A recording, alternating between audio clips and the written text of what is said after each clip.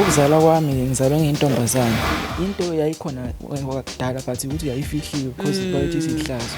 Lento ukuthi baba bayifihle basibulala kakhulu ngoba ebengcono mhlambe bayiveze mhlambe sesifikile emphakathini ebasuke likhama khona but ke kunzima.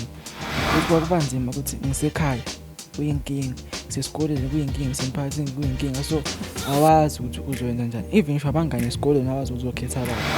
Makubhala incwadi kuthiwa ke nabona ngeke bafunde nabo GC nabo Somizi abangifunde iclass lami. Nani iBhayibheli kuthiwa impilo esiyiphilayo iyisono. But ke into engibuza ukuthi iyisono kanjani ngoba phela kanjani udaliwe. Angidaliwe even nasekhaya mama waqala wathi asifihle because nayo wayenenkinga ukuthi uyakayazi lento naye unovalo. Basiqalile nje sabakhona basazoba khona. Bakhona futhi abazali bakhona abakhulelwe, so engenzele lento ukuthi izivule inhliziyo yami ukuthi ngisiza abanye abantu ukuthi ngibonile ihlukumezeka mina manje, so angifisi ukubona omunye umuntu adlule.